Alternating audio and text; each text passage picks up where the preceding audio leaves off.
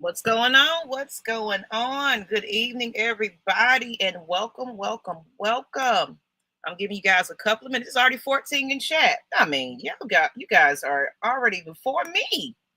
Now let me clock in first before you get in here. How you doing, everybody? Go ahead and put some red and blacks in the chat. In case you are new here, I want you to go ahead and hit that subscribe, that alert bell, so you can get the notifications and everything else. I hope my internet is okay. You know how we are when it comes to that. But thank you, everybody, for tuning in. I want to go ahead and see everybody in the chat. I'll give you a shout out. It's going to be a special episode. And before I get into that, I'm going to go ahead and introduce myself in case you don't know who I am. And I think it's just going to be me, 1/6 of the Lady Birds panel. I think everybody is kind of busy this evening, but that's okay. That's okay. I see y'all in chat. But I'm Miss Maggie T Productions, the first lady of Atlanta Falcons Nation, as well as, Champagne Confessions, as you see in the back. My show's coming up soon, so I'm just advertising two things here. Well, appreciate you. Let's go ahead and give some shout outs to people in the chat before we introduce what the show is about today. What's going on? I see you guys in there. Christy, terrific Tuesday. Falcons family, let me know if you hear me pretty good, because, of course, I don't have my sound people in the back. So if I'm choppy, let me know. Okay. Thank you, Christy. Hello, Miss Pam. She already don't put the hint out there. Scott Kennedy, welcome to our podcast. What's going on, Swole? Okay, some of these names.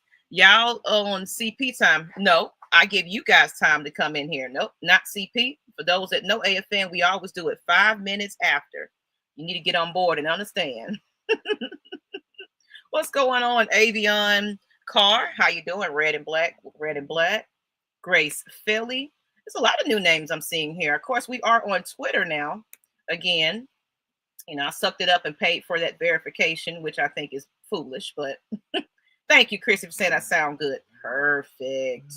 All right. I know I had some people up top here, and then we're going to get right into our conversation. Living my life, baby. Okay. Thank you. Deshaun, what's up, beautiful queens? Well, it's just me tonight. Yeet, get some. On that note, let's go ahead and get right into this episode. I am so excited. And, of course, Make Way Sports. Rise up, ladies. Y'all go check out their podcast. They've been on our show.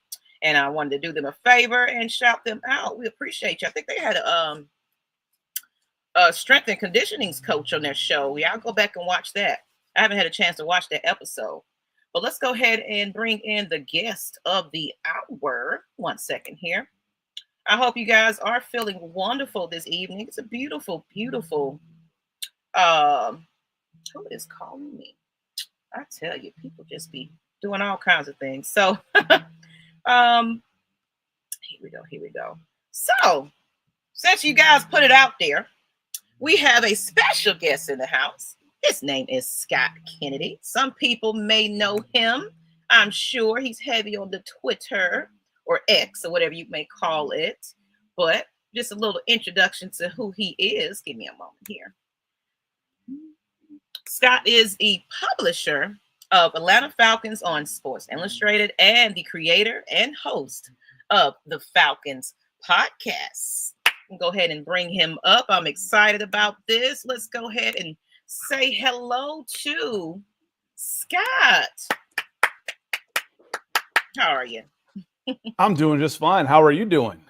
I'm wonderful. I mean, the rain has brought the pollen away a little bit, so it's not so terrible. I'll be glad when that season is over with, so we can just get out here and grill and watch some Braves baseball without sniffling and, all that. How are you feeling today, though? I'm doing great. I was just thinking about it, too. What's better than April or October in the Southeast? And I was like, well, you know what? I might like October a little better. One, you got football, and two, no pollen. I can deal with the leaves a little bit. This pollen season was rough. Tell me about it. It was more people that don't even suffer from pollen, allergies complaining. Like you go up in the attic and huff your face in a pile of dust, you're gonna sneeze. Well, do you have allergies? No, I've got stuff in my face. Looking like a pixie. Like, what is going on? I mean, I don't know. I mean, you would think, because how they've been, I don't know where you are in Georgia, I'm assuming, but they tear down all the trees and everything else and flowers to build these industrial areas and housing. Like my neighborhood doesn't really have a lot of trees and flowers per se, but it's still beating our butts. Yeah, I'm right on. I'm in Johns Creek, Alpharetta. Right, my backyard is the Chattahoochee National Forest, so I get lots of the green stuff. Ooh, okay.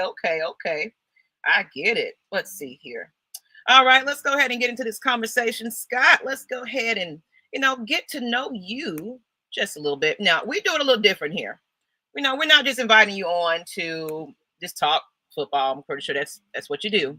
So, but some people don't know the personality behind the Sports Illustrated articles, the podcast. So we want to get to know you just a little bit. So, as a longtime figure in sports media, and then you can let us know how long it's been and everything, you have worked at Sports Illustrated, CBS, and Fox Sports. How did your career start, and how has your experience been throughout your sports reporting journey? Well, it's a long story. But how did it really get started? Kind of like the way any fun thing gets started. You do it for free. You find somebody else that's doing it and say, can I help? What can I do to help? Mm-hmm. And but how I really got interested in it growing up in Atlanta, again, I'm a child of the 80s. I was 7 to 17 years old in the 80s. Okay. And the Falcons had one winning season. And I think that was 1980. So I kind of started following the draft as a teenager. And 88, the Falcons had Andre Bruce and Marcus Cotton. They bookended those two edge rushers, 1 and 33, the first pick of the second round. I was like, okay, this is kind of cool. And then the next year it was 89. Well, that draft in 89, the number 1 pick was Troy Aikman. The number 2 pick was Tony Mandarich. He busted. Number 3 was Barry Sanders. Ooh. Number 4, Derek Thomas. Number 5, Deion Sanders.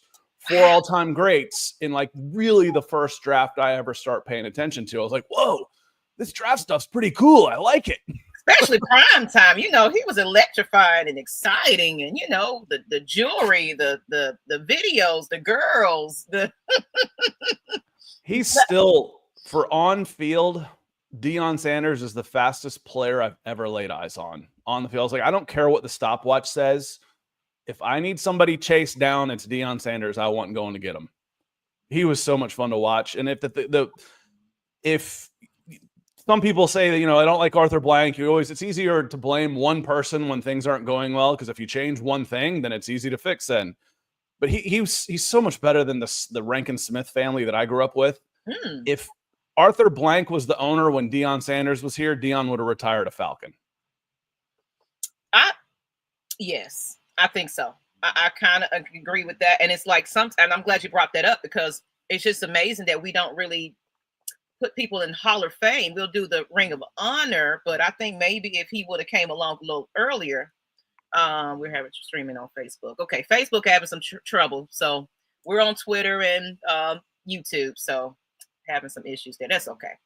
But yeah, so I'm excited. I'm excited to hear, and how long is this? How long you been? You said since the 80s. I was an athlete of sorts. I played soccer and then was I started following the draft. I was one of those crazy people back then, a draftnik. Wait, you're doing what? You're watching what? When that first started in the 80s, nobody had ever heard of that, like fantasy football.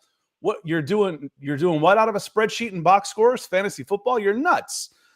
And then, the internet rolls around, and I discovered, and I was at Auburn, and I discovered recruiting at the time. That was kind of the same thing as the draft, except at this point I'm become a bigger college football fan because I'm at a big college football school.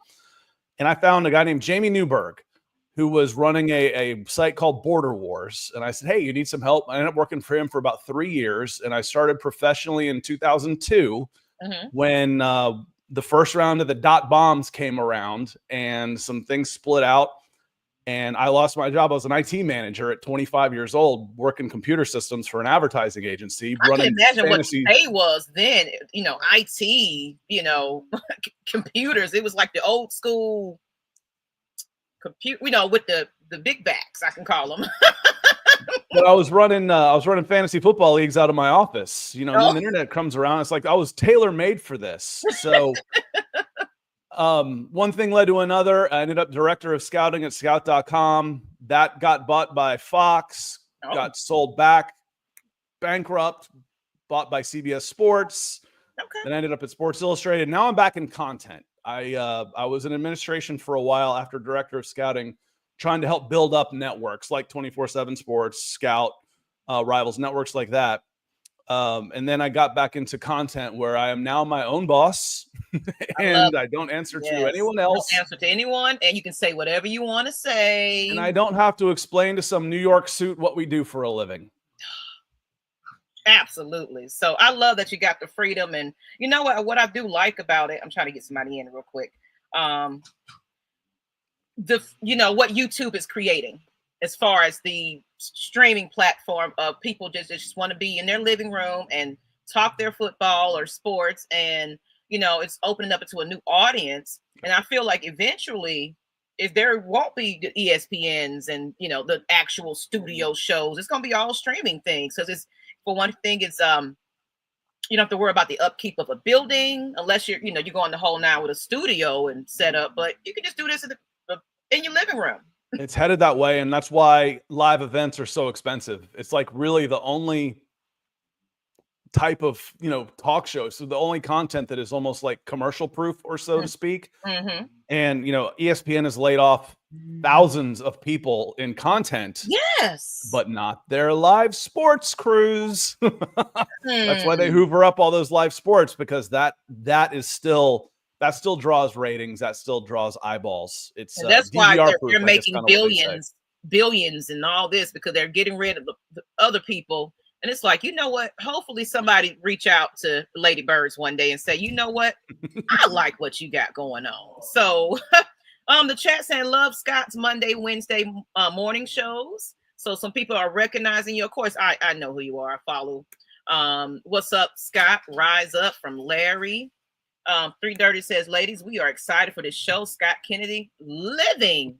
Do you call yourself a living legend? Would I? Hell no, I wouldn't say that. I'd say that means I'm old. I'll admit to that one. Okay. So, I've been around a little bit, and at one point I was the youngest guy in the room, and now I'm the oldest guy in the room. And but there's some friendly faces in here. We got Michael, Southside Ricky, Knight Rider, and Pamela. I didn't know this was Pamela's show until I was doing some research. I'm like, oh, really? I was like, I know Pamela Johnson. Yes, you do. Happy to be here. She's our residential travel agent, because she goes to everywhere. Her and Christy Lewis, they follow all the content creators, and of course they hype us up. So the Lady Birds are starting to get heard out there. The birds is the word. Let's go ahead and bring up Miss Witt. I figure somebody else might have joined us, and then we're gonna get to our next question. Thank you for hanging on with us, Miss Witt. Hello. How y'all doing this evening? Good. How are you? I'm doing great.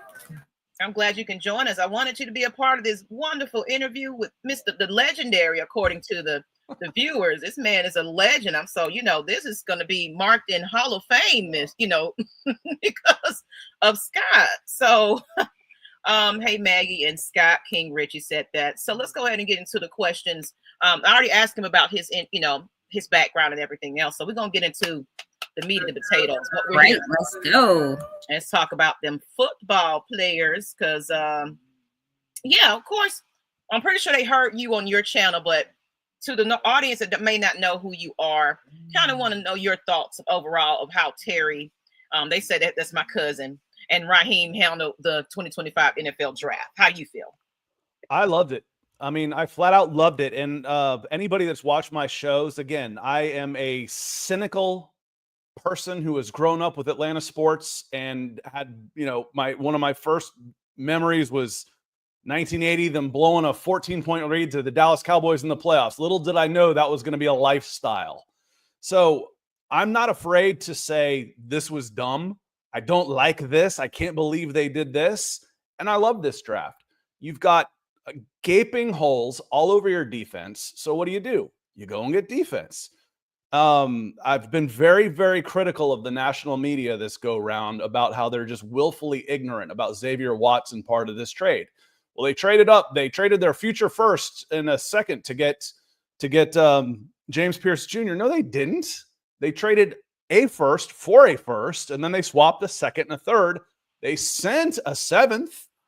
So people just forget. They're like, oh, I think the Falcons paid too much for James Pierce, but I really love Xavier Watts. Well, that's the same deal.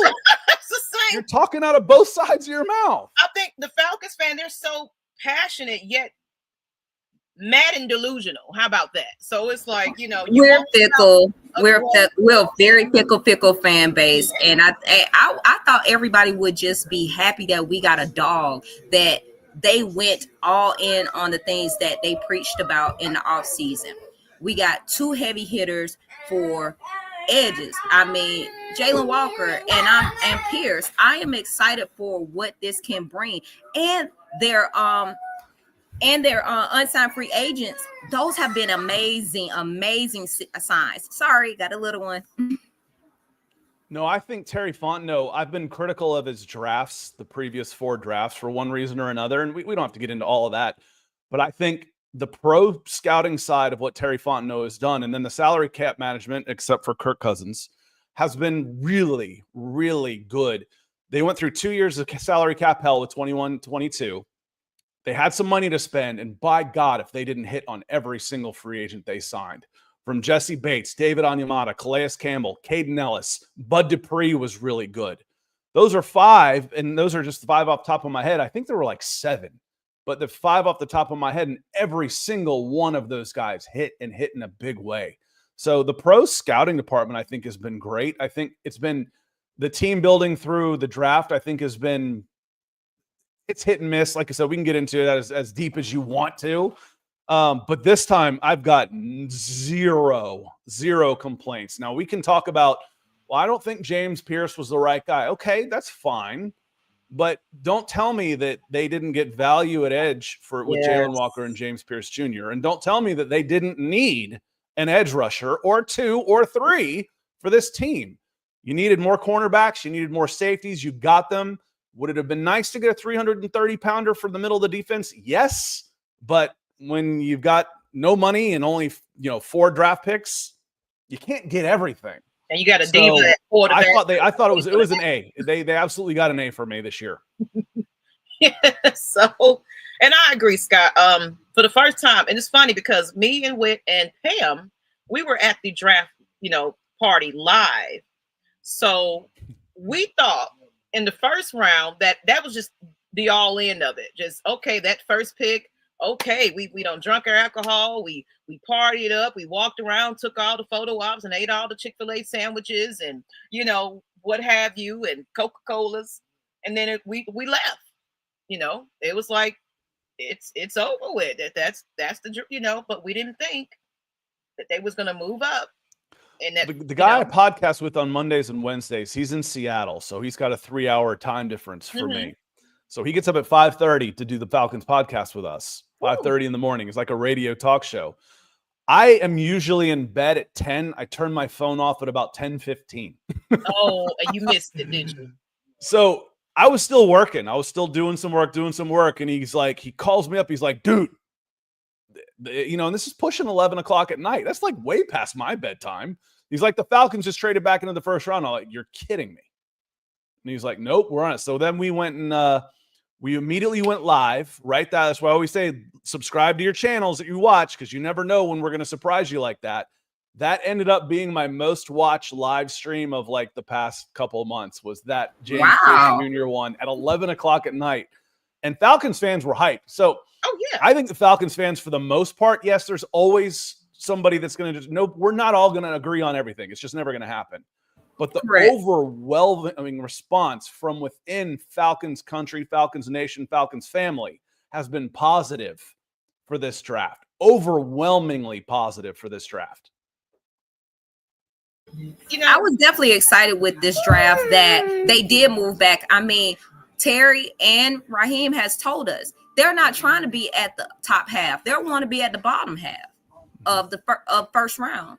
So why wouldn't you, for a guy who really, honestly, a lot of people had put Pierce Jr. with us. They thought that he was going to take him at 15, but he had some character issues. However, I love the story that actually came out recently that they was doing a private workout. The weather ended up being really bad.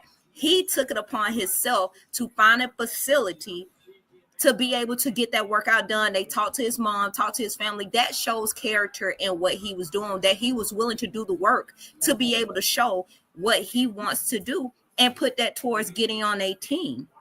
I mean, they had him up on the boards, but, they love to do the character thing and say, well, Arthur doesn't like players that have anything in their past or things like that. I'm like, we got Jalen Walker, and we got this guy who everybody was saying was up on the boards, but the character issues, what's wrong with that? I thought it was an A+. I was upset that I left, and what time I got home, it was like, oh, the Falcons got another first. I was like, you left in the 7th inning. You left in the 4th quarter. They came back to the parking lot. Like, okay, so we stood in the line like we're not leaving this parking lot till because they're doing the pick now.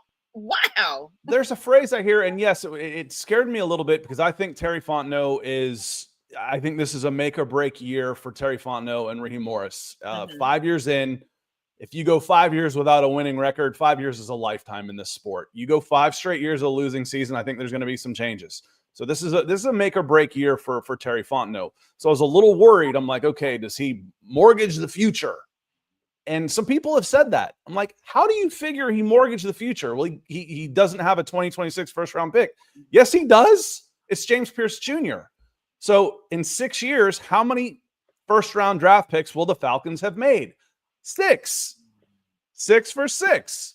So you're not giving up first round draft picks. You're using first round draft picks. I don't understand the mentality of some of these folks. I say there's a lot of people that think they're analytical and they're really bad at math. Absolutely. Thank you. Whew. So we're going to move it right along. I know we hung on that draft talk a little longer, but with, the DC, of course, we starting all over again with a new one. And the newly drafted defensive picks that we talked about in the draft on the roster. How are you feeling about the direction of the defense going forward? Well, I mentioned that I'm the cynical sort. So I think the defense gets better through osmosis simply because last year's defense was literally, in my 40-something years of watching football at a high level, is the worst coach defense I've ever watched.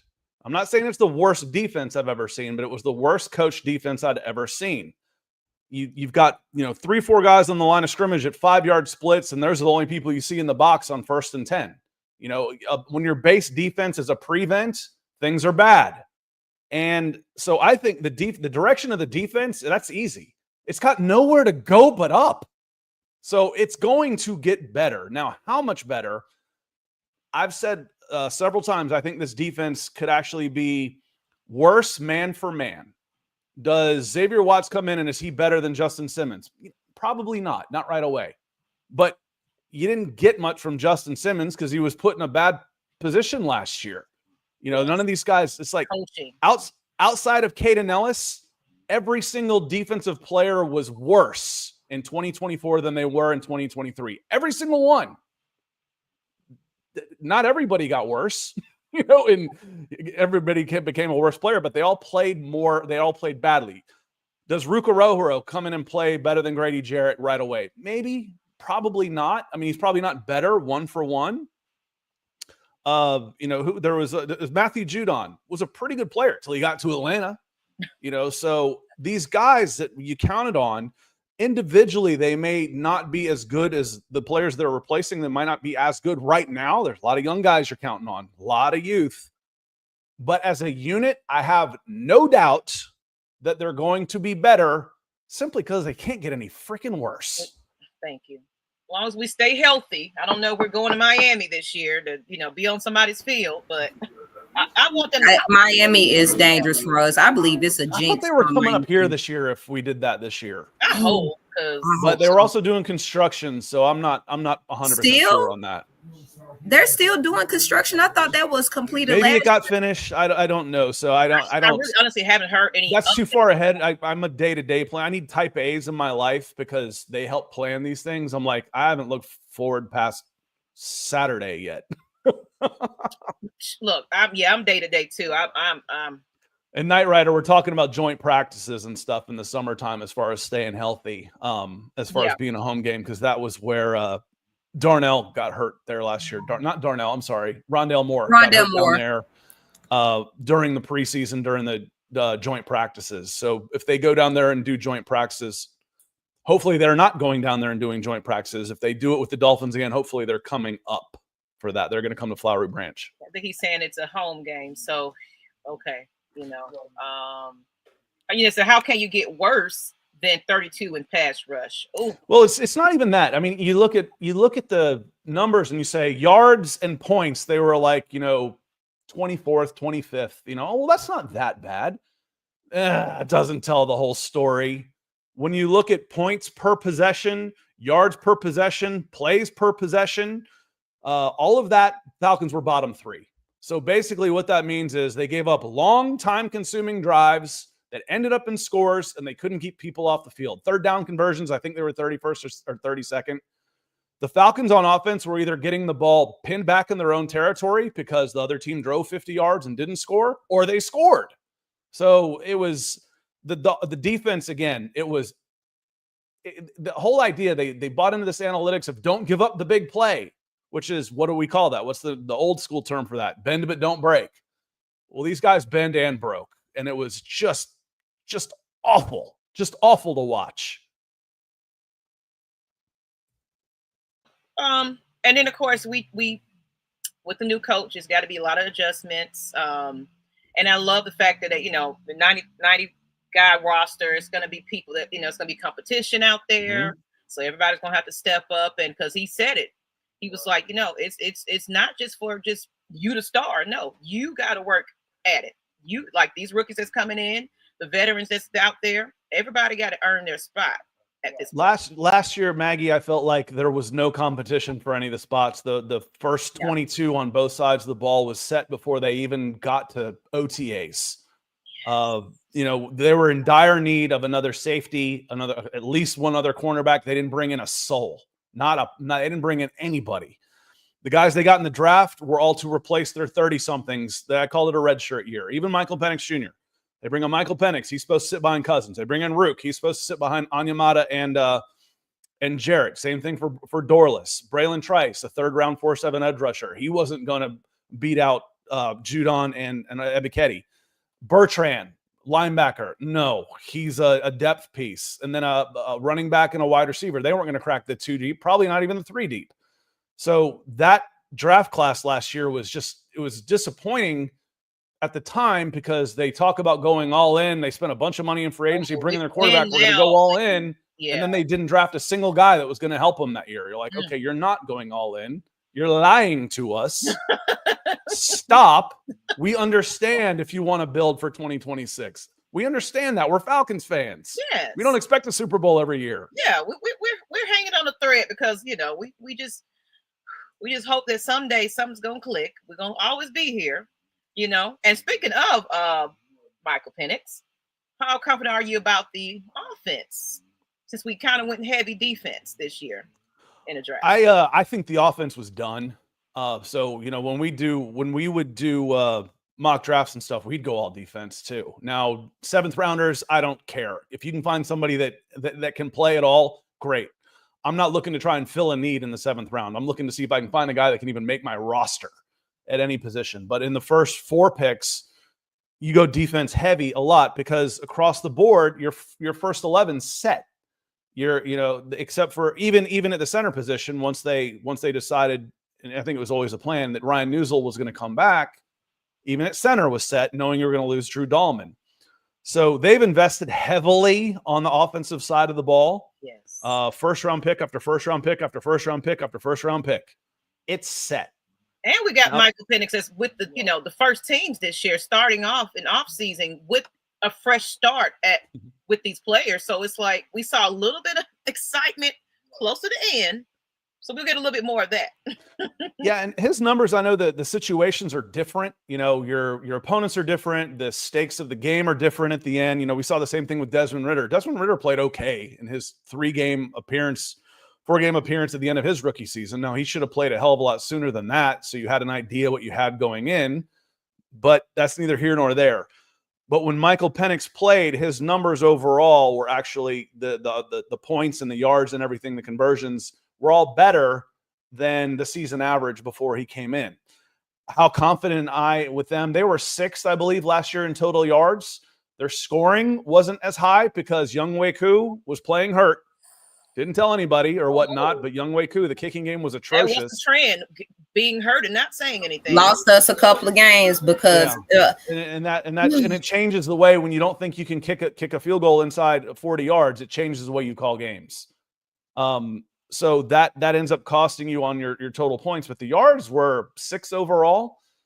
I can't see them going much more backwards than that. Now, if you can just move up and become just even a bad defense, go from god awful to just bad. I know. Can we get an average?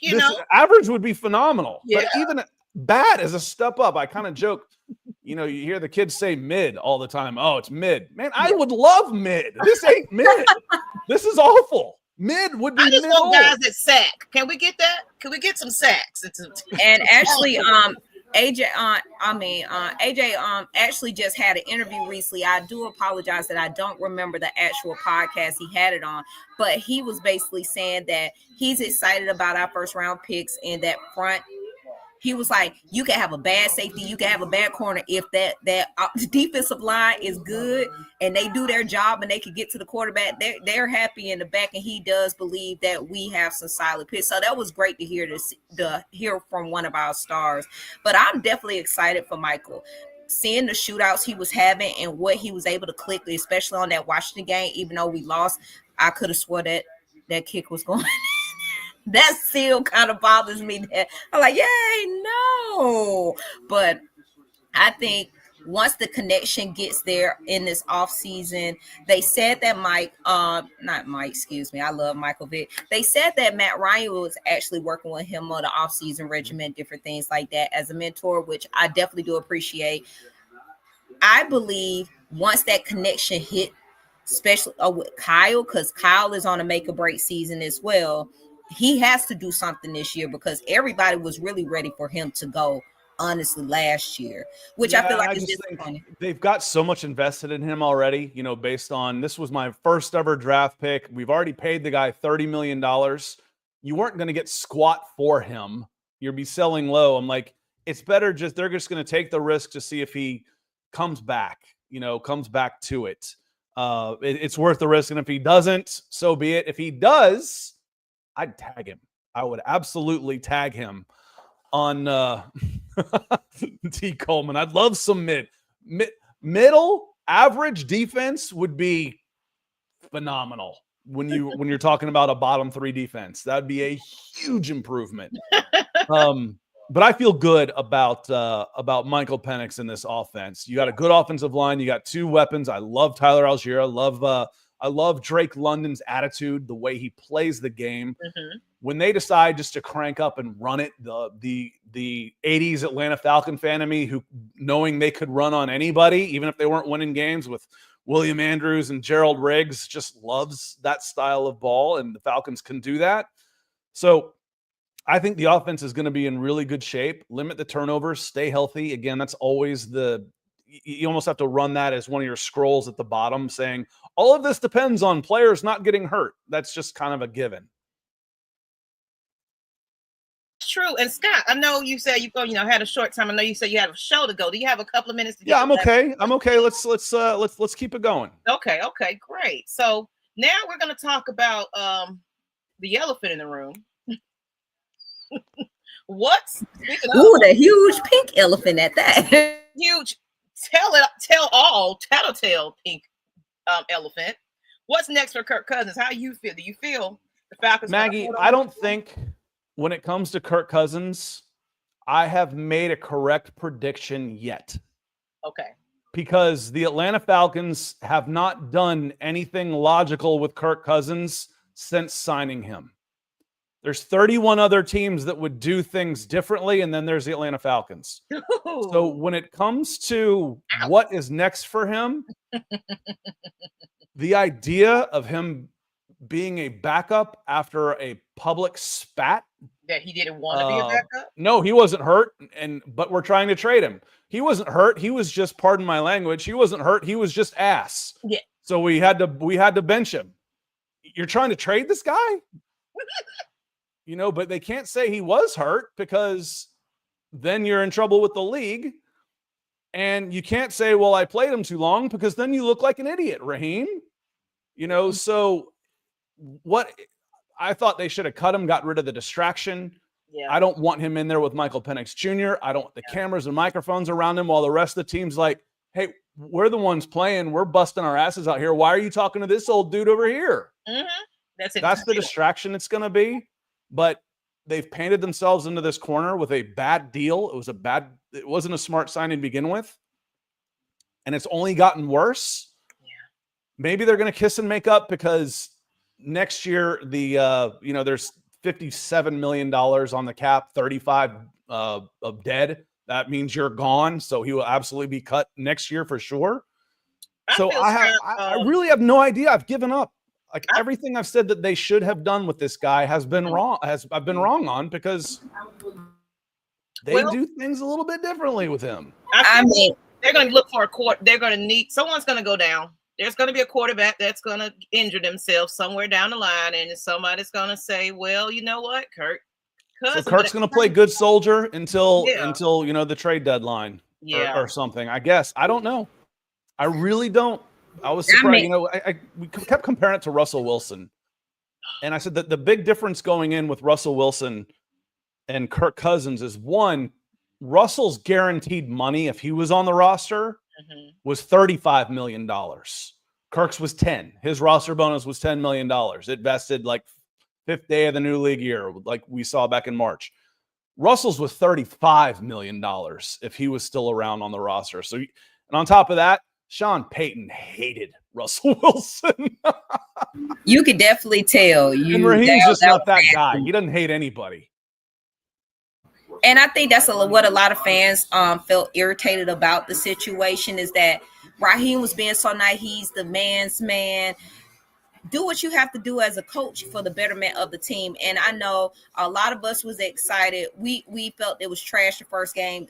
This is why we didn't want him signed. We could have did this. If you was going to grab Michael Penix, you should have put him out there. But then as the season was progressing, it seemed genius. Oh, we're swag surfing now. Kirk Cousins, we got the Kirk chains. Then it's just after that Saints game, it was like a dive. It was a huge dive. He should have been benched after the Broncos game with the bye week to get ready. Yes. And if he's hurt, I've likened it to base. I love baseball.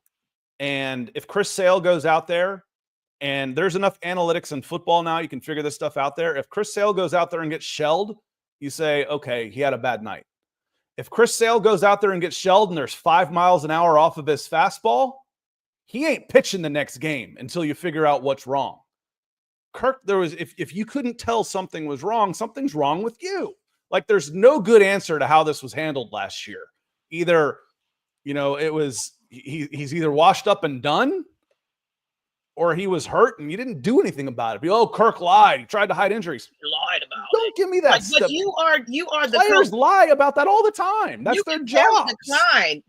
Kirk, what's going on, man? You're not doing so yeah, well. He wasn't. I mean, the balls were just, let's run, and we're gonna run it back. I'm just like, Kirk, there's no speed on your ball, and that's why I'm so excited for about Michael Penix Jr. because that playbook opens all the way up. He knows how to move. And then I still appreciate him learning behind Kirk, and that he was able to sit and learn, because I feel like a lot of teams throw their rookie quarterbacks out there to the deep end, and some of them drown, some of them float, but a lot drown.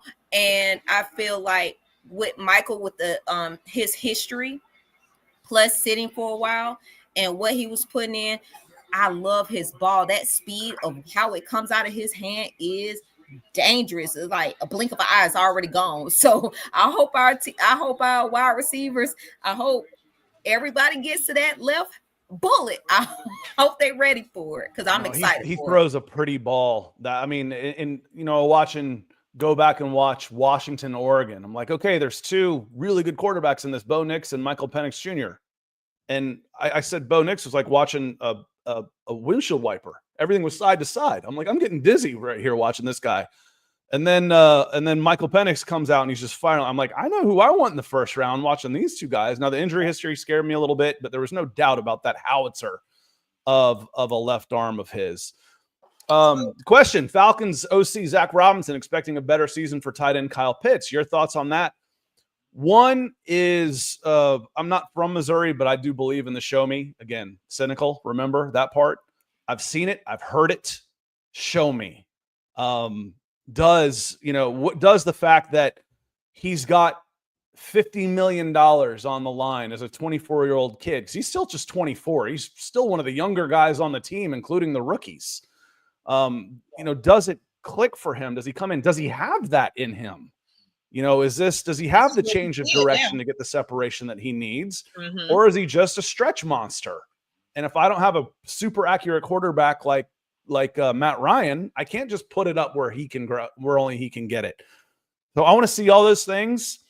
And if he has a monster year, I am not signing him to a multi-year deal. I am franchise tagging him. Oh, okay. That it'd be right now it'd be about $16 million, fully guaranteed. Do it again. Show me again. I've watched you do frustratingly bad, and people will say quarterback this, quarterback that. Okay, well, let's roll that back to why it was stupid to draft him in 2021 then when you didn't have a quarterback, except Matt Ryan, who was, one arm, half arm, old guy Matt Ryan. You didn't have a quarterback. You wasted his whole rookie contract. So that's the other part of that discussion. But when you're watching him, you just don't feel like, is this guy giving it all he's got? I watched Bijan. I watched Drake. Yeah. I watched Tyler Algier. I watched Lindstrom.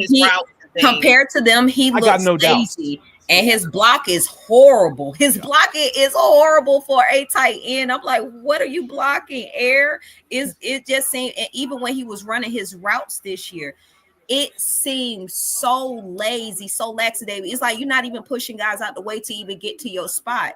It was sad to see, and it made me not want to buy his jersey. That's how bad it got. And then people, again, there's a lot of excuse makers out there, and you see some of the excuses like, well, what do you expect when he doesn't get the ball thrown to him? I expect him to be a professional. Yes.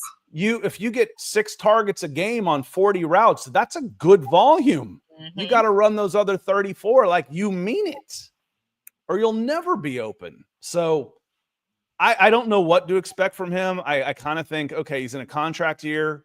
He'll have a better season. I'm tagging him. I'm absolutely franchise tagging him. If he doesn't like it, well, then he will at least have elevated his trade value, that you're not just trading him for a 5th round pick. Maybe you can get something out of it. So it's in his best interest. Couple of market resetting contracts. Yeah. Was it George Kittle just signed? And then kid out in Arizona. Is it McBride? Trey McBride? He just signed a big $40-50 million contract.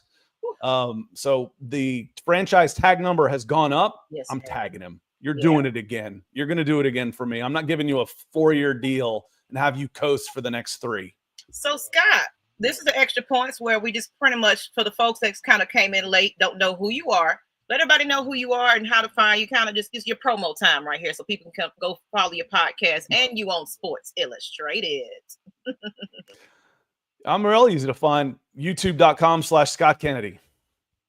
There you go. See, it's plain and simple. If you don't know how to find that, so YouTube, Scott Kennedy, you can find him on X and Sports Illustrated. I'm telling you guys, a lot of people already know this legend, apparently, that's going there. But a lot of people are excited in the chat. It was definitely great to see. But Scott, I did have one question for you. What do you think that they're going to do about Tyler? Are they going to make the him and Bijan the 2-headed monster like we used to have with Warrick Dunn and oh my God, I can't think our Warrick Dunn. Then we had Turner. Then we had the dual running backs. Do you think that they'll keep Tyler here, or they're going to let him go? Because he definitely could be RB1 anywhere else. Yeah, and I've said the best thing to happen to Tyler Algier is Bijan Robinson, because as a 5th round pick, he made $4 million on that contract. He'll make $4 million next year. So the price of non-premium positions are starting to elevate. We saw tight ends have started to get paid more. We've seen centers get paid more. We've seen linebackers get paid more, and we've seen running backs start to get paid more. I think he's probably somewhere into 6 to 8 million next year. And depending on what you think, I'd love to have Tyler Algier back. So how have you managed the rest of your salary cap? And the Falcons need more guys on rookie contracts contributing. And that's part of the reason why they're up against it is, you know, they've got the 5th most money in their quarterback room. That's part of it. But the other part, if you look at the 2 deep right now, last year and then this year on the defense, there's only like 2 rookie contracts out there. The rest are either free agents or second contract guys or third contract guys. And it's hard to take care of guys like Tyler Algier if you don't have more rookie contributors. They'll get their chances this year, by God. There's going to be a bunch of young player rookie contracts out there, especially on the defensive side of the ball. Well, thank you, Scott. Thank you, Scott. I know we held you on a little bit longer, but let me let you go ahead and go to your next show. What's coming up for you? You said you had a what podcast? I help produce the Mile High Huddle podcast, but tomorrow morning at 8:30, 8:35, youtube.com/Scott Kennedy, we go live every Monday and Wednesday on the Falcons podcast. All right. Well, thank you, Scott. Thank you for coming on. Thank you, Scott. Make sure y'all go follow and subscribe right now. Right now, y'all can still keep us up and go scroll. Make sure you get Scott Kennedy and make sure you subscribe and follow. Thank you. Thanks for having me, y'all. Good night. Okay, so that was great. So with that, we can continue our show. We still got, we hadn't even been an hour. So let's kind of see what some of these questions are. I know Scott. Yeah. Y'all, thank y'all for correcting me, Duckett. I cannot believe that I forgot TJ Duckett. I was like, oh my God, it's D&D, but I cannot think of the name. That's why I moved to Turner, and I actually could have brought up our most recent two-headed monster that we used to have during that season. But unlike Devontae Freeman and what's his name? I'm about to say I'm forgetting his name again. I see him, but I'm forgetting his name. Chat, help me out. Who was with him? Who was with Freeman?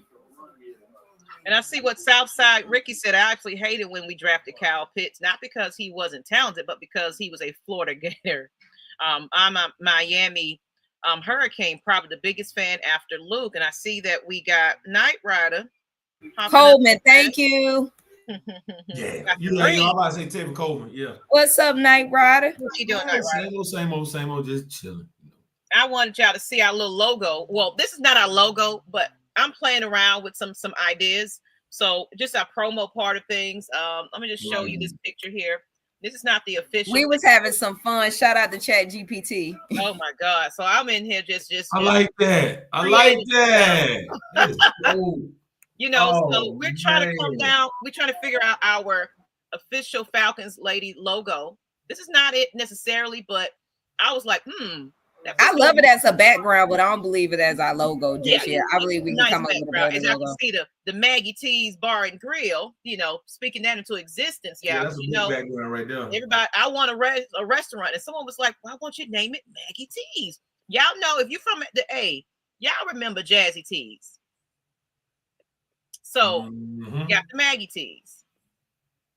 I'm speaking into existence. So, because I just want a spot where we can all go, all Falcons fans have a great time. I know it's other spots, but there's only one Maggie T's. Okay. So I want to throw that up there because I was being creative and, I loved it, but eventually we will have our official logo ready to go because there's some things that we are getting ready to come in store where we want our ladies to have an opportunity to come together and view or watch, football together. I'm trying to get more women to come out to our watch parties and things like that. Memberships and community service and things like that and merchandise. So, so if you want to be a part of the Lady Birds, you're going to hear some information about that later, but I just wanted to kind of, toot my own creative horn right there. So I was having I love it. So Knight Rider, what's going on? What's going on though? Y'all know I got my ring on. I had to throw a ring on tonight, man. The 2021 ring. Yeah, man, y'all had to Yes. But, hey, man, that was a dope ass interview with Scott, man. I love Scott. Scott's cool. Oh yeah. I asked him, does he have people on? He said he really don't really think about it, but I'm thinking I'm gonna go on Scott's show. That'd be great. I tune in to Scott every now and then. I'm damn sure gonna tune in tomorrow while I'm at work. Oh yeah, y'all, and it's Scott Kennedy. You can't miss it. Scott Kennedy. Yeah. If he doesn't pop up right away, put in Scott Kennedy Falcons.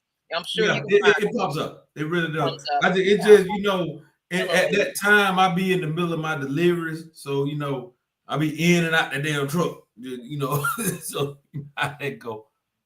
You like it? Okay. My nephew, it says D. Coleman, come get your guy Red Swarm up off the Panthers lives. Oh Lord, what's going on? I'm gonna go back and watch that episode.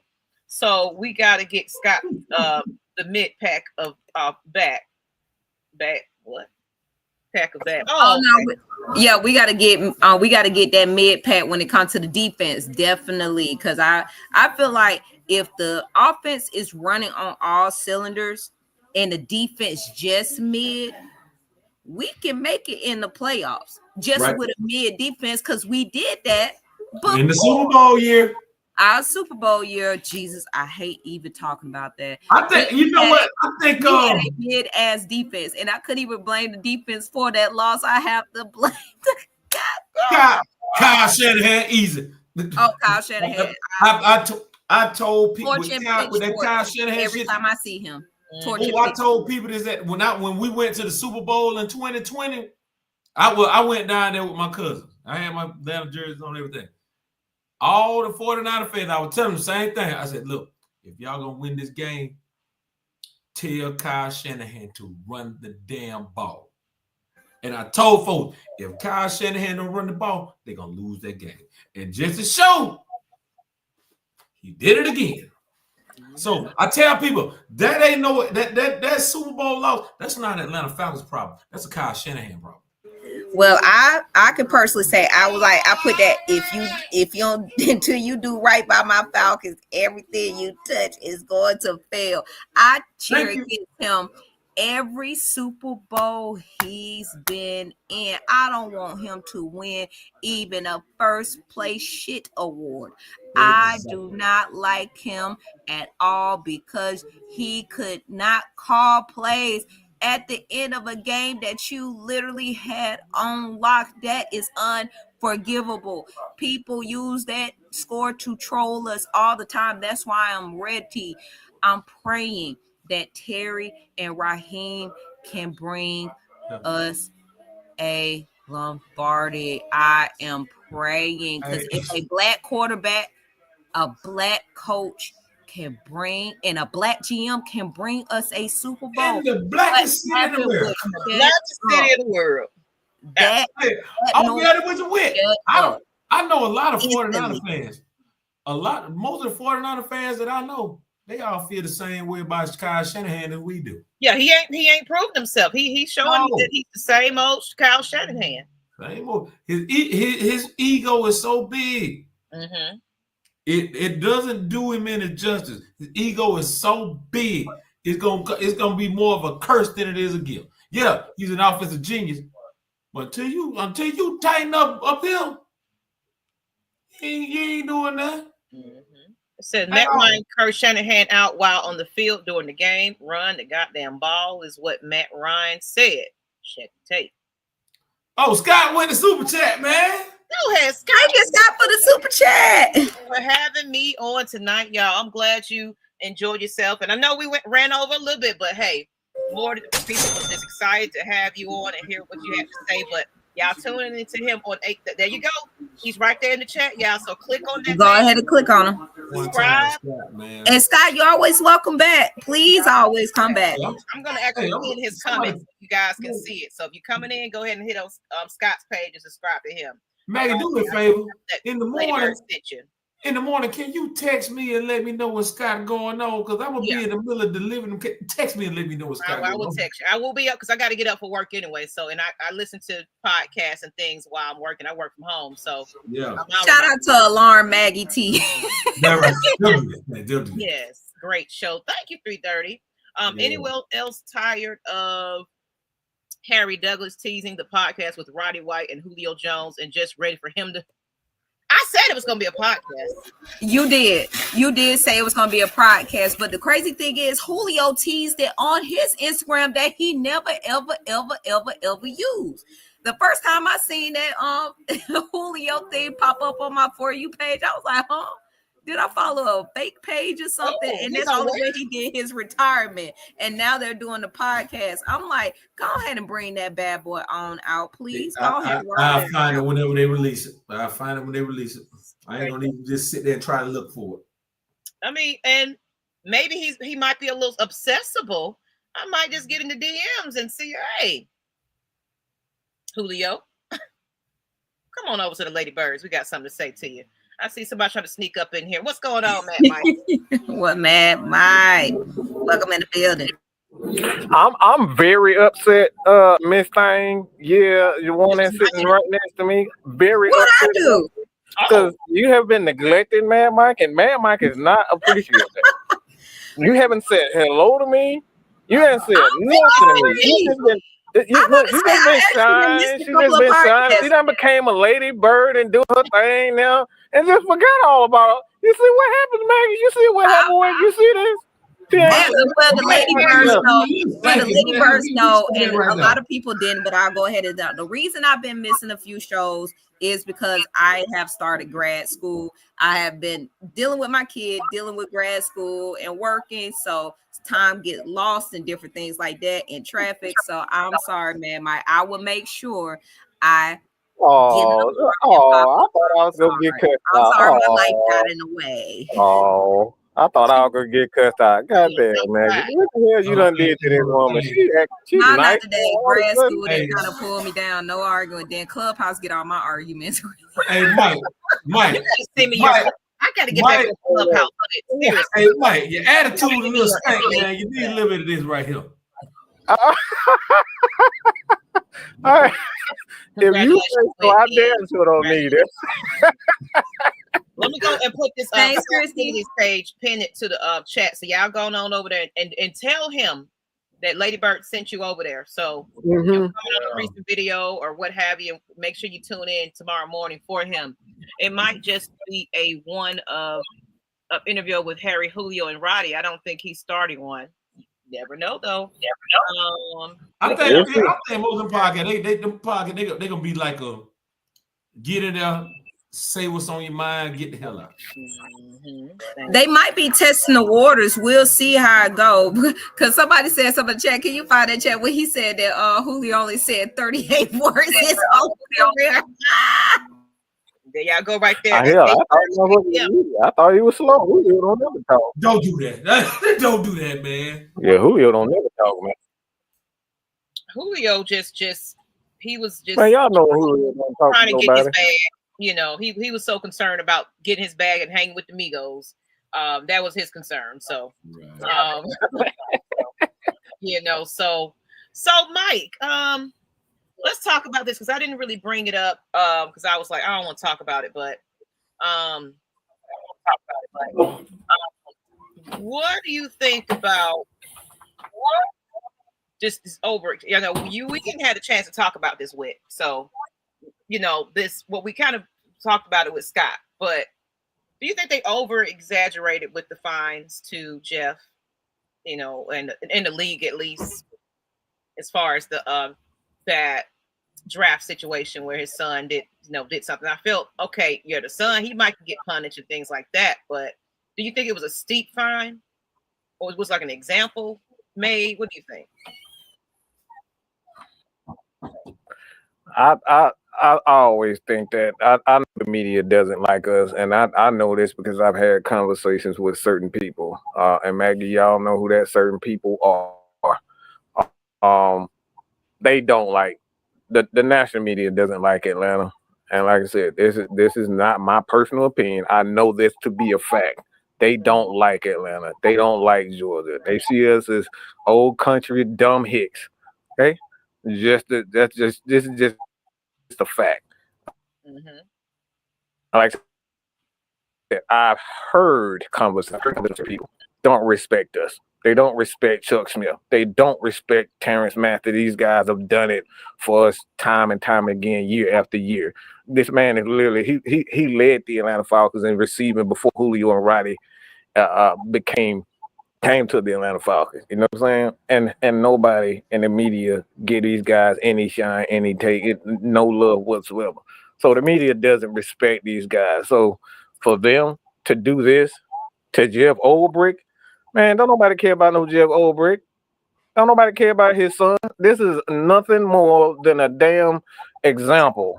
They're trying to put the Atlanta Falcons right back where they think we belong, and that's in the gutter and that's in the trash. That's how they see us. We can sit up here and try to pretend like we that city, but New York looked down on us. I'm not gonna say Cali because Cali folks, Cali people always been, with Georgia for the most part. I mean, we can go talk about guys like the one and only, and I'm talking about Mr.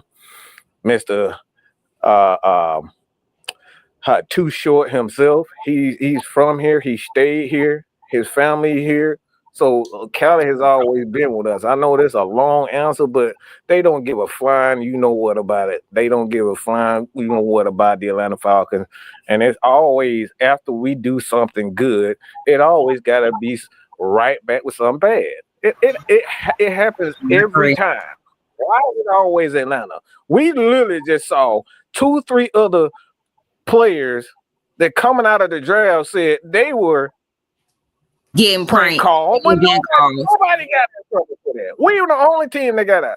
Bro, they don't like us. And this is why I always say this as a fan. We are our own worst enemy because we're playing in the media's hand. We're putting down our team. We're not standing by our team. Regardless of how we feel about certain players, we cannot allow the media, we can't allow fans outside us to talk shit about us. We talk shit about our of it. But we need to stand up for our players and we need to stand up for our coaches when it need to be done. Okay, and then Tim Cam 01 said, I think how the media handled it was too far. But given the circumstances, evidence, the fine, I can really say it was no comparison of anyone else getting caught. I can agree with that. I can agree with that. And I'm gonna tell you why I say it was too far. Because it's still somebody in the NFL office that sent those numbers out to the certain people that don't need to have those numbers. The Falcons got scapegoated because the NFL screwed up. Yeah. So Roger Goodell always been good. I think you're going in and out, Mike. Night Rider. But go ahead, Miss Witt. I don't know. About whoever the hell it was that screwed up in that office, he gonna punish the team that they sent it to. He always been bad about it. Mm-hmm. He need to go ahead. They need to take accountability. They need to do a shakedown in that office. Yep. All right, what? Only thing is that I believe if Jax would not have been recorded and they would have just let the prank just go, nobody would have ever knew. What handed the situation over in the silver platter is that they were goofy and put the video online. You literally gave the evidence out because you wanted to get some clout because it was Shador. And I believe also, I do agree that the media don't like us. Even when we're having good streaks, they don't care. I would say the only team they give us a lot of shine to is the Braves. They shit on the Hawks every year. And we literally seen media that said for this draft, they gave them C's and D's and said this was horrible. And I'm like, this is one of the best drafts we've ever had, ever. And where most of us Falcon fans agreed, other than people being, oh, you gave up a first. I'm like, bruh, that we wasn't planning on being nowhere near the top anyway. we planned on being in the bottom. So that's almost like being in the second round. I mean, so it's just like it's people who just want to talk crap. But if Jackson and would not have put themselves on camera, none of this would have been happening. Now, I do feel like that hefty fine towards the Falcons was BS. Yeah. Because it wasn't a personal number. It was an NFL number. It was the numbers that they give out from the NFL to the players. So they're not giving out their personal numbers. I'm feeling like if the Son and Jeff gave an apology, they're willing to take responsibility, and Jeff get hit with $100,000, that's fine. I don't understand hitting the club. I didn't understand that part of it. But I do feel like Jeff should need to be suspended from this year where he can't come to any games. I do believe that. Yeah, I agree there with. And they treat Atlanta like it's a second-rate market like Charlotte or something. And then Christy back earlier, she was just saying, where's her comment? Where is her comment? Jax need to be in there cleaning toilets with a toothbrush. Oh, congratulations. Man, like I said in one of my videos, man, my foot would have been so far up his behind if I had to give up $100,000 for him. Boy, get out of college. You going to work for the Falcons today, and you ain't gonna get paid. You gonna be right there cleaning that building from pillar to post. Yes, sir. And ATS of South Hollywood, we cannot have any good thing happening without some drama. That's why I said the last 3-4 years we've been having a whole bunch of little controversy going on. And said, at least y'all in Atlanta, I've been defending the Falcons all the way to Raiders and Niners territory. Like I said, man, we look. Folks always show us some shout love, out to our California listeners. Shout out, thank y'all for joining us. But yeah, it gotta be terrible to be where you're the only fan and you got all these huge fan bases around you. More power to you and keep rising up out there. Absolutely. So, only thing popping out of Charlotte is Petey Pablo. Don't do that. Oh man, the jock is up. Charlotte ain't been on the map since Cam, and it barely was on the map then. This is type of foolishness. I know. So, but I love that. Just loving to have just a different perspective. I appreciate Scott for coming on today. We're probably gonna make this a short and sweet episode tonight because I've had a long day. My job was a great interview. That was a great interview. Thank you. They don't so much work with me lately. It's crazy. So, anybody got any last minute thoughts they want to talk about anything? You can throw some questions. We can do some Q&A. You can throw us a couple of questions in the chat. Then we're gonna go ahead and close this on out. Jackson Ulbrich needs to be cleaning every toilet in that facility with a toothbrush. Yes, sir. He got to be punished in some way because I appreciate that the Dion and his family, especially Shador, accepted the apology, but he got to have some consequence to that because your dad has been an interim head coach. Your dad has been a coach in the NFL for years. He was a player. Mm-hmm. What made you think, oh, this is the year where he's coming back and everybody's all fired up because now they're in a resurgence of 2020. Right. He got to grow up. And I wish everybody stop calling what made you take that number? That is what's nuts to me. What made you take that number? Yeah. I don't get it. I wish everybody stopped calling him a kid because at 21 you're grown. Oh no, you definitely not a kid. Only reason I'm calling him a kid because of course that's his dad. So automatically I call him a child. But no, he a grown man. But I'm just like, what made you do that to your dad and potentially lose his job? That is what's nuts to me. That's clout.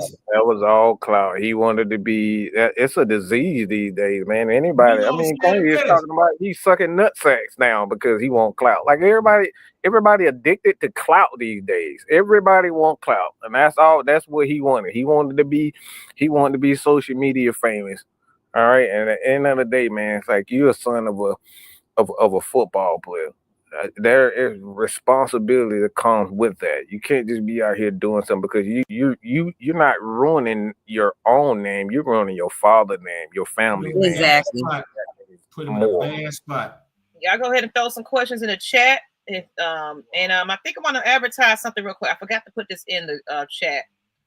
Some people probably seen my post. If you follow me on Maggie T Productions, Hold on, let me put this picture in the chat.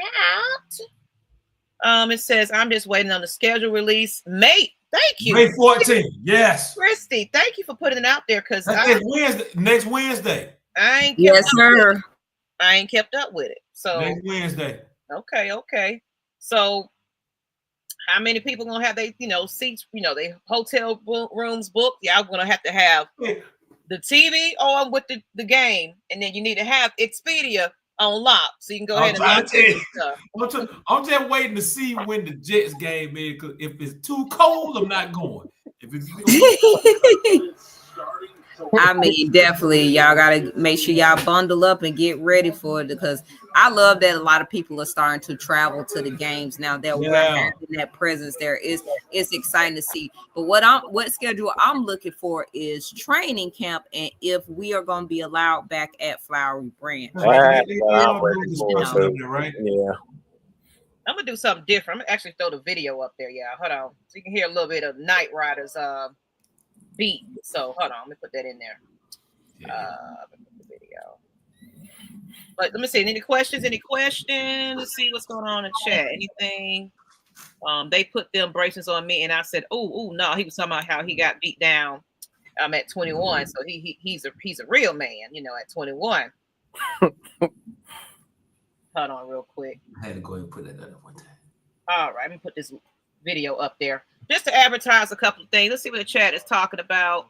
Right across from the base at that D. Coleman, I spent the weekend in jail for bumping music at the gas pump. That's crazy. Incredible. Have we collabed? No. I don't think. I'm gonna leave that one alone. Say what? Kevin Knight don't really like me. I don't know why. I've never had conversations. This ain't your show, Mike. Thank you.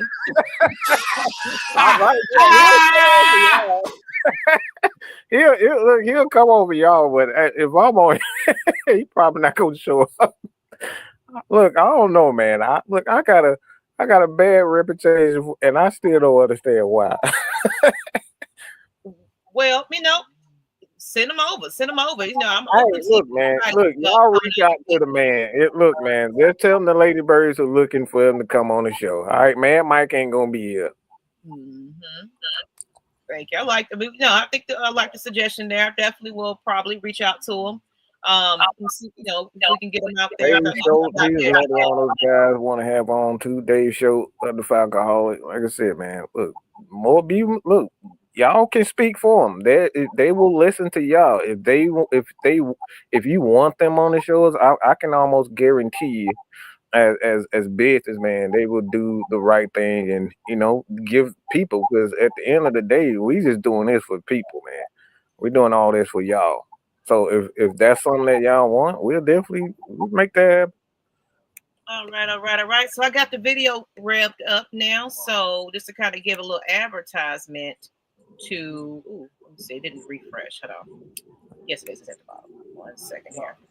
Just a little shout out. Maybe we got some people that's watching from across the pond. Yeah.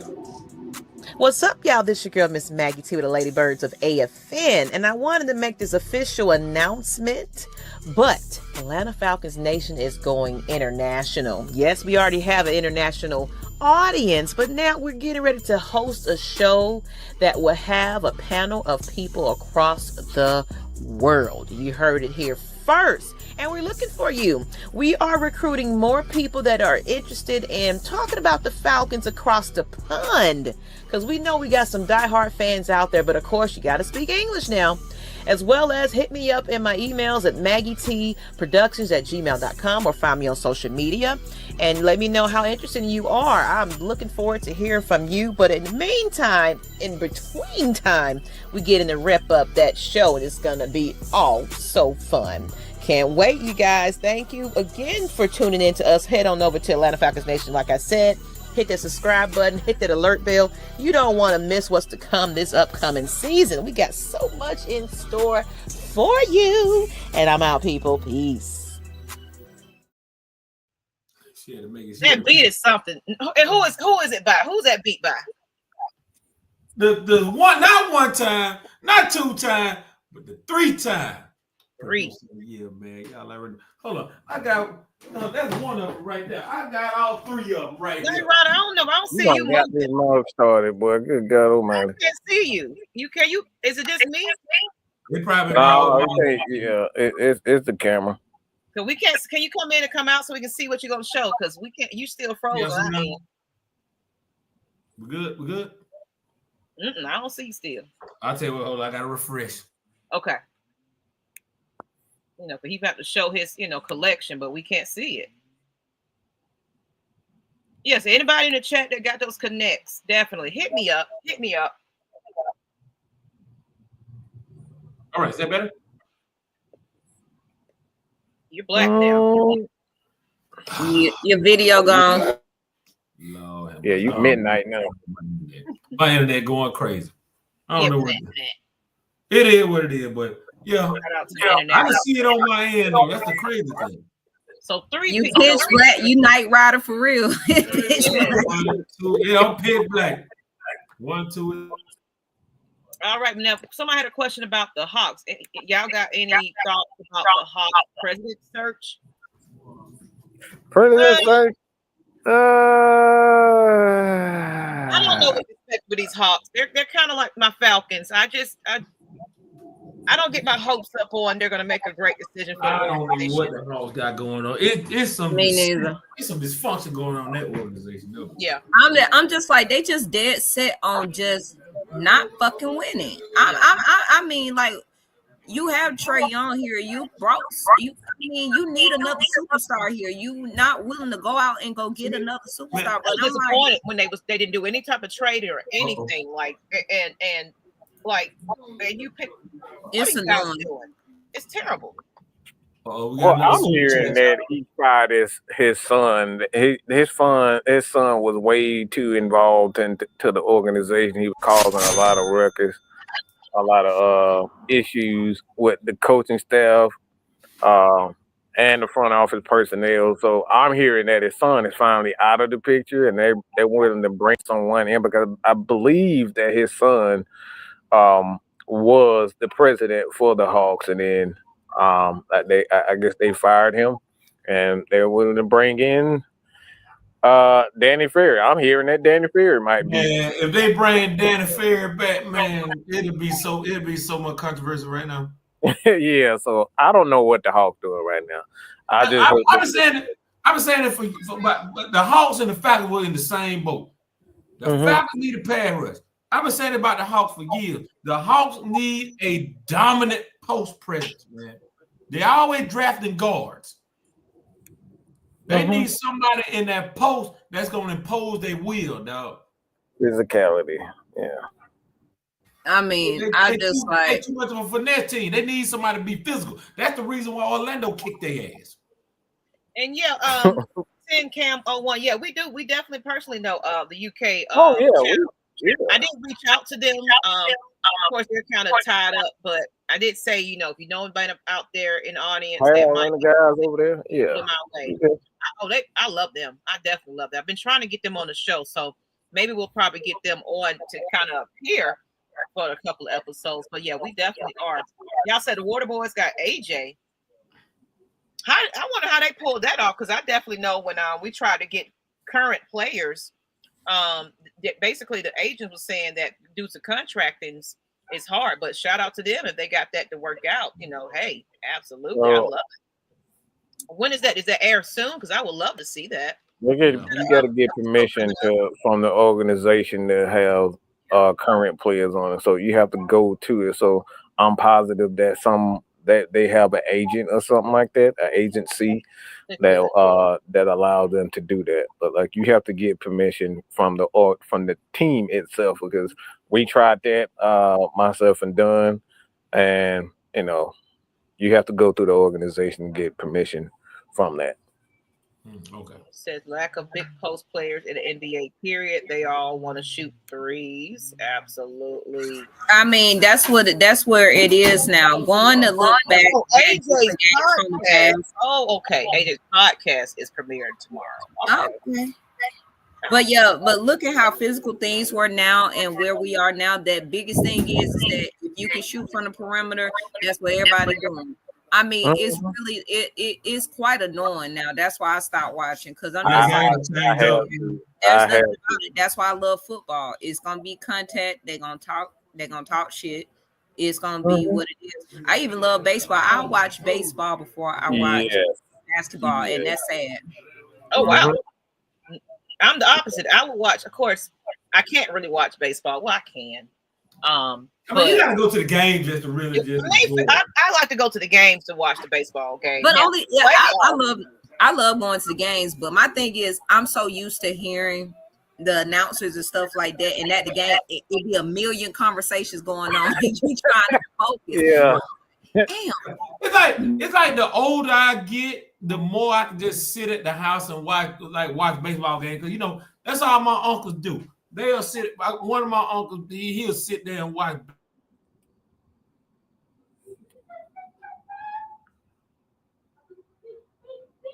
What the hell? They also grew up in the era where they were just listening to games on the radio. Mm-hmm. Yeah. Yeah, we did the same thing too. Yeah, I was talking off mute. My bad. I thought Lynn did a decent job together, and JJ went down. Confusing move. So you thought he did a good job? Okay. Let's see what else we got in this chat. We getting ready to close this on out. I said I was gonna stay on too much, but AJ Sherrill, I gotta go watch that then. AJ. Kobe Bryant. I'm excited to see all of it, to be honest. I don't know why we got some echo in today. It says that Boston New York game was not basketball. Didn't know why I didn't like Tatum for real until yesterday. Oh, y'all seen Stephen A. Smith on first take jumping all out the damn boy. So, I mean, Stephen A. said he's becoming buffoonery and clownery to me now. He's from being a journalist to entertainment, the color commentary. Then now it's just straight buffoonery. Like I'm just like, bruh, he's feeling himself way too much right now. He's a clown. He think he's you look at him, he think he's Michael Jackson right now. That's his biggest problem. I don't do that. Especially he's trying to go toe to toe with some of these like LeBron James and all that. He milked the hell out of that. He can't do. I know, even though Uncle Shay going through what he's going through right now, he can't. He's just not naturally funny like Shannon Sharp. Yeah, he really not. He really not. He doesn't have that, and it's like he always screeching, and I'm just like, bruh. Just calm down. I mean that's the New Yorkers. Like, New it's Yorkers just are hella too aggressive. much. New Yorkers are hella aggressive. You were thinking the same thing I was thinking. My family in New York gonna kill me for saying, but most of New Yorkers think they're like it's that screeching. I don't know what it is with it, what they're accent, but like all of them have that same. Mag is a calm version. Mag is different. He ain't. Look, I don't know what's wrong, but Mag is different. That's my boy. That man. Mag is just be chilling. Stephen A. I don't know what he be having. He just. It's just that he to make himself stand out or something like that. He's trying to be extra.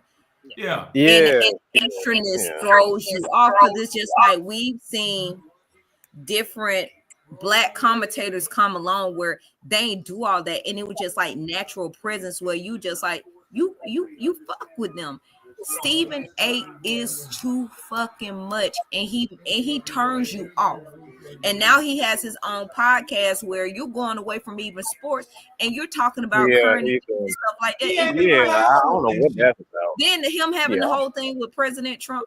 I hate even saying that, but it is what it is. Everybody notice this. The funniest sports. I don't know what's going on. His internet. It's real bad and choppy today. It's that dial up. It's that dial up. Hold on. There ain't no dial up over here. I got an earbud. You ever watch Kwame? Yeah, I watch it. But now, on the real, the funniest people in sports are all from the South. Shannon Sharp. Hell, even Charles Barkley. Yeah. He just do too much, man. Look, he think he's funny and more entertaining than he actually is, and it doesn't go. I know that son bitch started talking. He started becoming friends with Donald Trump. I'm definitely gonna boycott the shit out of his ass. But on that note, people, we're gonna go ahead and close this on out because he got internet issues. Yeah, I gotta be working at 4 in the morning. You gotta be at work at 4 in the morning. So appreciate everybody that just tuned into the interview. If you missed it, go back and watch this. I want you to screenshot it, tag us, hashtag Atlanta Falcons Nation, Ladybirds of AFN. Let us know you enjoyed it. Come back and leave some feedback on this video. So once it's in, give it about a couple of minutes, refresh it, and leave us some comments. Okay? We appreciate you. We're gonna go ahead and get our last thoughts in. And thank you, audience, for the super chats and the support, the feedback. There was somebody that put a comment up and basically said that I am the pioneer of ladies in sports, football talk. You don't really see this, normally Christy was, give accolades. Shout out to Christy. Shout out to Christy. I just wanted to say it again. It's basically, it kind of hits because it's like, it's exactly what I want right now. And now we have some of the legendary Scott Kennedys that's coming on to join us on our comment, and having a great time. He even stayed longer than he said he was going to stay. So it just shows that we're doing us a great thing. People recognize us when we're out there in the streets, and it's going to be a lot more of that coming from us because we're going to get ready to get microphoned up. And so if you guys see one of the ladybirds in the streets, feel free to come up to them, introduce yourself, and don't be surprised if they ask you a question, and it's going to start being broadcast because we want to now get out there and have a street team. We want to hear from our fans, not just in the chat, but on the, out there in tailgating and, having a good time. So we want to know your opinion, and those going to be broadcast here on our social media platforms. I'm getting ready to be a part of a media team with On Blast Radio. So I will be now doing my interview thing in the media. So you might just see some more people here outside of journalists, country creators, see some rappers, entertainers that want to come in here and talk about Falcons football. So I'm getting ready to get exposed to a different market. Let's go, Maggie T. I'm excited about it. So Maggie T Productions is going to make a lot more sense very soon. So Miss, we're going to get the guys up out of here. Mike, what's your last thoughts? You heard what she just said? You just heard what she said? We just going to get the guys up. Did you pop your gums, Mike? Man, hell, I got to go in. Huh? Well, let me let Knight ride. No, Sam mad at me, y'all. So Sam, man, I ain't heard from Sam in about 30 hours now. He pissed off at me. I don't know what I did. I'm positive I've done something. I'm always making somebody mad. So Sam, if you out there, if y'all see Sam, just put out an ABB, trying to figure out where he at and what he doing. I just want to know if he's safe. That's all. I just want to know if Sam's safe. He mad at me because I talked about his little precious girlfriend, LeBron James. So, yeah, that's all I got to say about that. That's the bottom line. Have us stay on a little longer. What's going on, Miss Pam? Auntie, what's up, baby? Hello. How was the game? Was great. They won the game. I'm glad. They won the game? Yes. 3-2. They play the Reds, right? Oh, that's the Columbus team. That's the Columbus team. My brother came into town. He wanted to see the game. Okay. Nice. What was the atmosphere like? I haven't been to a game. Pretty good. I mean, it was a decent crowd, Okay. One of the I guess Aflac had employees night for that their employees, and so it is pretty good minor league stadium. My brother used to say that's one of the best minor league stadium he attend because the one that's near him was not good. It's kind of run down. Yeah, he's from San Diego. Oh, they finally finished the stadium. Oh, they time me to take me a trip. Yeah, I gotta go up there. We got a $1.99 super chat. You go, girl. Thank you. All right. y'all gonna see a lot more. And Miss Pam, look, she's always in the streets doing something. So we're gonna give Miss Pam a microphone so she can be out there in Columbus getting So well, my brother kind of apologized for taking me away from the show. That's all right. There'll be plenty shows. Is he in there with you? No, he gone. Yeah, you can't be taking our auntie fan. You can't be taking our fan with you. But it's okay. He gotta come on the show too. You gotta take a break, Pam. Oh, you know what? He a big wrestling fan. A wrestling fan. Yeah, that's one went to the WrestleMania in Vegas. Oh yeah, we have him on the show definitely. If you want to talk wrestling, yeah, we started doing wrestling a little bit more, so he's more than welcome. Yeah. Yes. Yeah. Well, I know you about to ride out, Pam, and we getting ready to close it on out here. But thank you for kind of keeping us updated. Anybody's in Columbus want to check out the team? Hey, yes, definitely. Out there, they'll be out there with them. So thank you, Miss Pam. Welcome. All right. And then Miss Brian Peoples, thank you for the $1.99 super chat. I'm just trying to expand the market here. So as you can see behind me, if you can see, hold on. Champagne Confessions is my podcast that everybody is familiar with. Yeah. It's now under Maggie T Mental Health and Wellness. As you know, I am a mental health coach, certified. I got to do my courses for the adolescent side of things so I can start talking to the youth as well. So I just got to sit my ass down long enough to do that. But that's where I will be doing a lot of my interviews. So if you are in the entertainment business, if you have a business and you want to join me on the panel, we're doing something completely different this year for Champagne Confessions. I probably still will have some virtual shows, but now I'm getting ready to be set up where it's going to be in-person interviews where we're going to sit down in a director's chair and have a conversation. So completely different details, completely different thing. And what it's going to do is going to be the pioneer to exposing just us to internet radio and things like that. And eventually I want Atlanta Falcons Nation to go on over there. So I'm just some plugs out there, but go ahead, Mike, go ahead and close it out, please.